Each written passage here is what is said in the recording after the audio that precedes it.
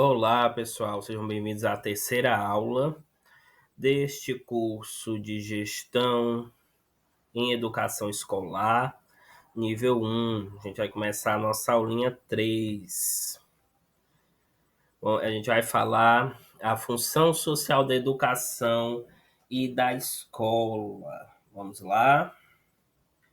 O homem, no processo de transformação da natureza, instaura leis que regem a sua convivência no grupo.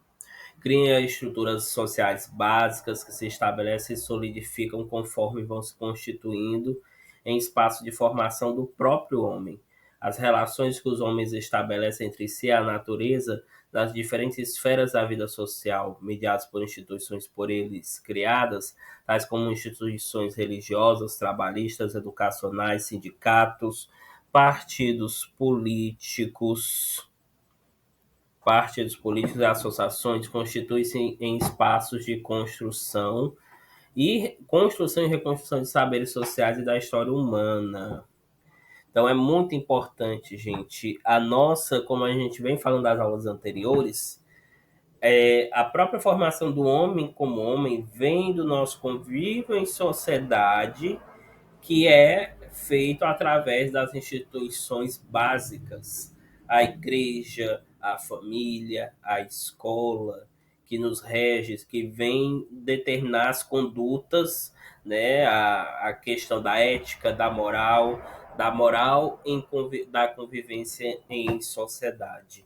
Tá? E essas instituições como a escola está trazendo essas noções básicas em diferentes fases da vida, da fase da infância, adolescência na escola, na fase adulta no trabalho, durante toda a vida as instituições religiosas, né, outros setores como sindicatos, partidos políticos, associações no decorrer da nossa vida em sociedade. Continuando. A satisfação das múltiplas e históricas necessidades humanas só é possível na medida em que os homens se relacionam entre si. Assim, o processo de relação entre os homens e a natureza aponta para a necessidade de criar meios que entrelacem as suas relações. Assim, podemos entender que o processo de entrar em relação uns com os outros é imperativo, pois a satisfação das necessidades humanas implica agir que impõe inelutavelmente, tá? Certo? A presença do outro. Então, a gente é um ser que vive em sociedade, que precisa estar em sociedade. Somos seres grupais, a gente não consegue sobreviver sozinho, tá bom? Ao relacionar-se entre si com a natureza, que os homens se constituem e nessa relação constrói saberes, objetos, conhecimentos e cultura. Os conhecimentos e os saberes construídos historicamente pelos homens nas relações que estabelecem entre si nas diferentes esferas da vida social constituem o que se chama de educação. Então, gente, a educação a gente não vai encontrar somente a educação na escola. A educação formal é muito importante, mas a gente recebe os saberes da educação em qualquer ambiente, em qualquer área da nossa vida, tá? Que a gente vai aprender na própria convivência em grupo, tá?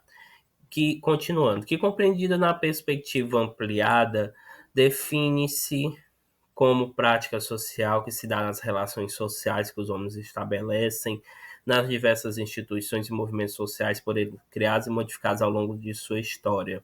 Mas por ser produto das relações estabelecidas entre os homens, a educação pode ser crivada por concepções mais restritas ou mais complexas, dependendo de como se dão as relações na produção e reprodução da vida material, espiritual e na organização da vida em sociedade.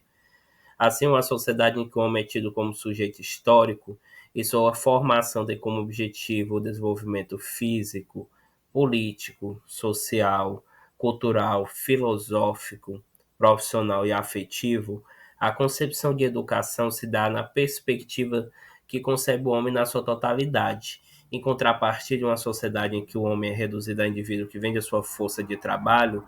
A educação passa a ter a finalidade de habilitar técnica, disciplinar ideologicamente os diversos grupos de trabalhadores para servir ao mundo do trabalho, Nessa concepção, a educação limita-se à preparação de mão de obra, qualificando o homem para a submissão individual e competitiva à esfera econômica e ao mercado de poucos empregos. Esse é um pensamento, uma visão, tá? A concepção de educação que orienta este modo fundamenta-se numa perspectiva crítica que concebe o homem em sua totalidade, enquanto ser constituído pelo biológico, material, afetivo, estético e lúdico. Nesse sentido, faz-se necessário que os homens, no desenvolvimento das práticas educacionais em suas múltiplas e históricas necessidades, sejam considerados como sujeitos dos processos educativos. Isso significa que a educação está sendo compreendida em um sentido mais amplo, ou seja, enquanto prática, diferentes instituições e movimentos sociais sendo, portanto, constituinte e constitutiva dessas relações. E a escola, como instituição social criada pelos homens na busca da construção e reconstrução de um saber histórico e da sua própria humanização por meio das relações estabelecidas, só se justifica quando cumpre sua função social para a qual criada. Então, é importante ver a escola não só a instituição que prepara a gente para o mundo do trabalho, para o mundo da sociedade, mas para a instituição que nos leva a aprender a conviver em sociedade, tá? E a buscar sempre novos rumos. Ela nos prepara para o mundo do trabalho, mas ela nos prepara para ter liberdade de escolha, para alcançar novos voos, conhecer novas profissões, novas realidades e etc. Continuando. O projeto de educação a ser desenvolvido nas escolas tem de considerar, portanto, os diferentes segmentos sociais que a compõem, bem como buscar a explicitação de sua identidade social, articulando-se com a realidade. Precisa prever ações com vistas à melhoria dos processos educativos, propiciando condições políticas e culturais para sistematizar e socializar os saberes produzidos pelos homens. Isso quer dizer que o projeto de uma unidade escolar, na perspectiva de uma educação de qualidade e democrática, deve envolver os diferentes sujeitos que constroem o cotidiano da escola: funcionários, estudantes, professores, pais, equipes de direção e comunidade.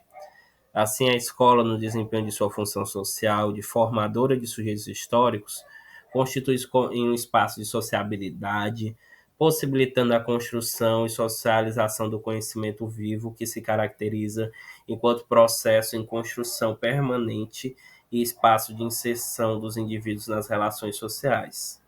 É importante não perder de vista que o projeto da escola deve se articular e contribuir com o projeto pedagógico do sistema ou rede. Assim, quanto mais construção deste for participativa, né, maiores serão as possibilidades do projeto da escola contribuir com o conjunto de instituições educativas que compõem a rede. Então é um trabalho em conjunto, é um trabalho em grupo, tá? Ninguém está só nessa luta.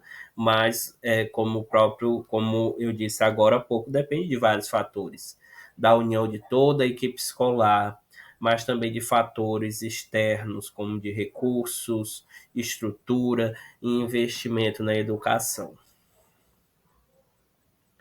Logo você já deve ter percebido, gente, que a função da escola criar projetos educativos numa perspectiva transformadora e inovadora, onde os fazeres e práticas não estejam centrados nas questões individuais, mas sim nas questões coletivas. O objetivo é a coletividade.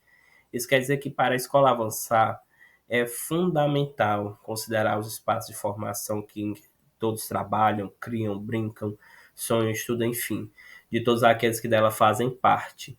Também é fundamental não perdermos de vista que a escola faz parte das relações sociais mais amplas e que as possibilidades históricas de sua organização passam pela sociedade política e civil.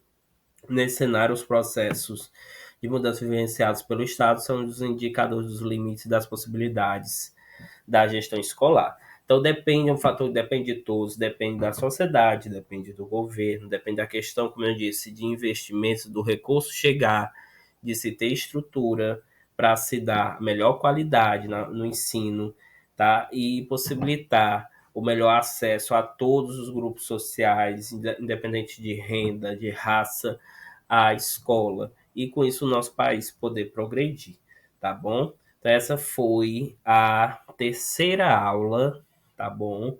Aqui a gente vem mais falar sobre o pensamento, abrir a nossa mente, tá bom? Sobre a questão da escolar. Você que está fazendo curso de gestão escolar, você vai tem que, primeiramente, ter esse pensamento humanizado, para depois ter aquele pensamento mais organizacional, no sentido, né, da palavra mesmo, gestão, dentro da escola, né, dentro de você gerir um espaço, porque você vai estar lidando com a coletividade, cujo objetivo é um objetivo humanizado, que é formar a pessoa para a sociedade. Então, você vai ter que ter um pensamento mais humanizado do que um pensamento organizacional, mas sem deixar o pensamento organizacional. Né? Mas gerir com tato, com humanidade, visando, né, a formação de cada ser humano, né, e o bem-estar de cada trabalhador que está lá, seja professor, seja pessoal da secretaria, cantina, etc. Tá bom? Curtam o vídeo, se inscrevam no canal, indiquem os nossos cursos e continuem com a gente, tá bom? Abraço, tchau, tchau. A gente se vê na quarta e última aula desse nível 1.